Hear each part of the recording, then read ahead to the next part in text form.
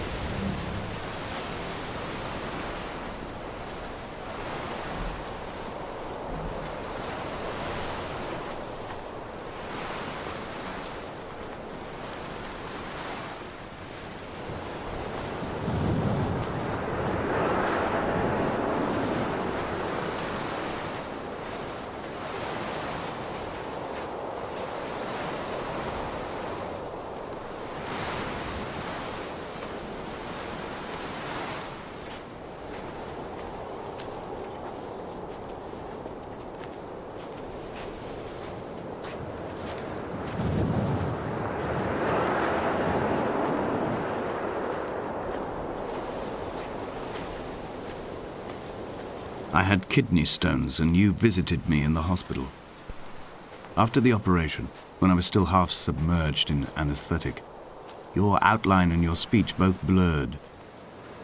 Now my stones have grown into an island and made their escape, and you have been rendered opaque by the car of a drunk.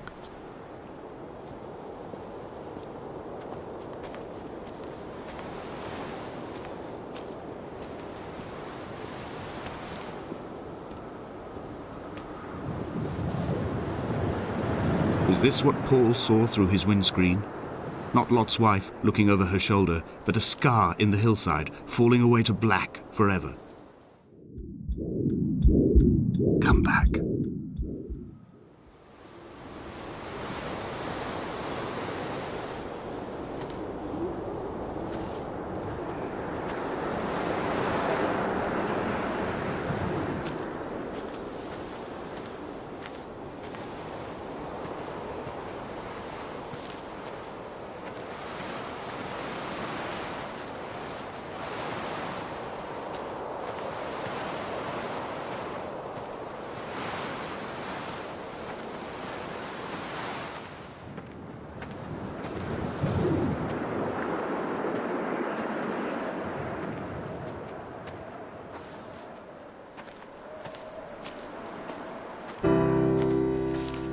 I've begun to climb, away from the sea and towards the center.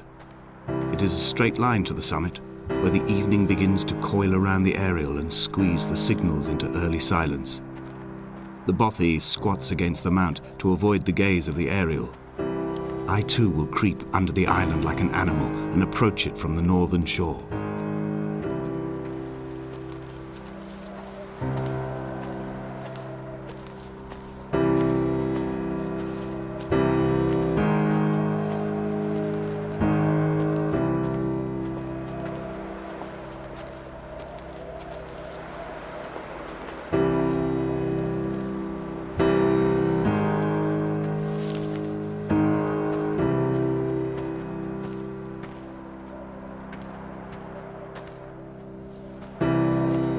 The bothy was constructed originally in the early 1700s. By then, shepherding had formalized into a career. The first habitual shepherd was a man called Jakobsen, from a lineage of migratory Scandinavians. He was not considered a man of breeding by the mainlanders. He came here every summer whilst building the bothy, hoping eventually that becoming a man of property would secure him a wife and a lineage. Donnelly records that it did not work.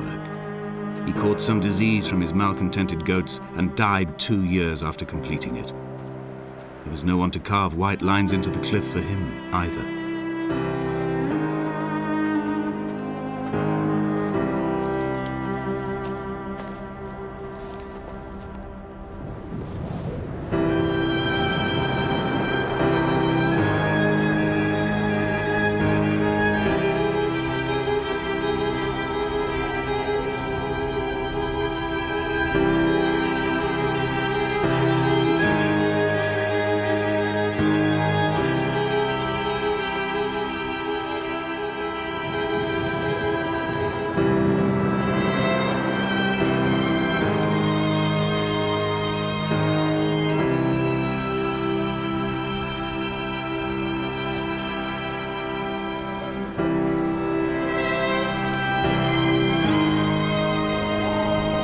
Is landfill, these false dawns waking into the still never light.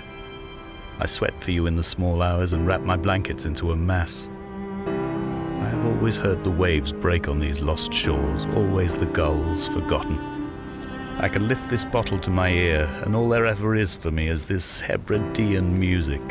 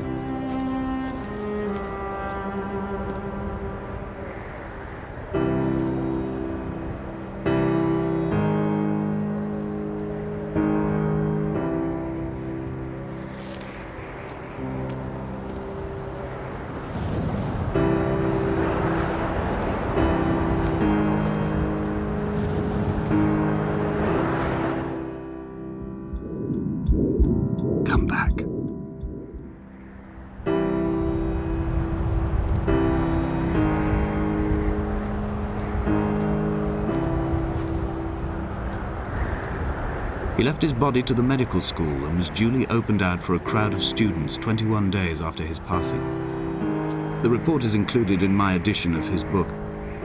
The syphilis had torn through his guts like a drunk driver, scrambling his organs like eggs on a plate. But enough definition remained for a cursory examination, and, as I suspected, they found clear evidence of kidney stones. He's likely to have spent the last years of his life in considerable pain. Perhaps this is the root of his laudanum habit. Although its use makes him an unreliable witness, I find myself increasingly drawn into his orbit.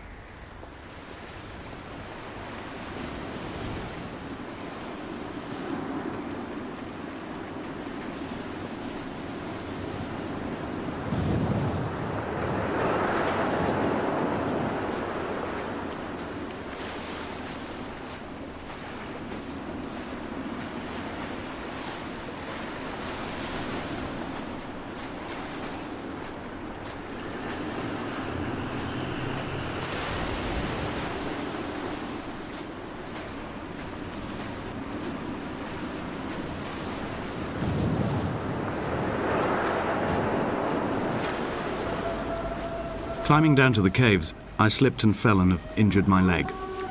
I think the femur is broken. It is clearly infected.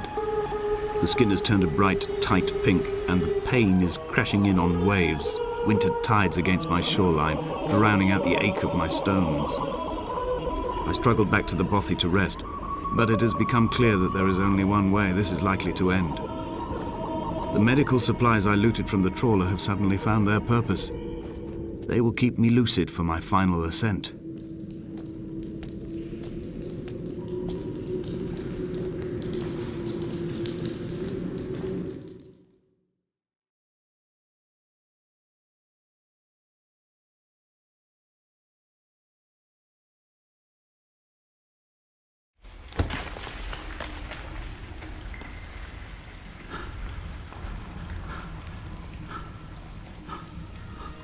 Did Jakobsen crawl this far? Can I identify the scratches his nails ruined into the rocks? Am I following him cell for cell, inch for inch? Why did he turn back on himself and not carry through to the ascent?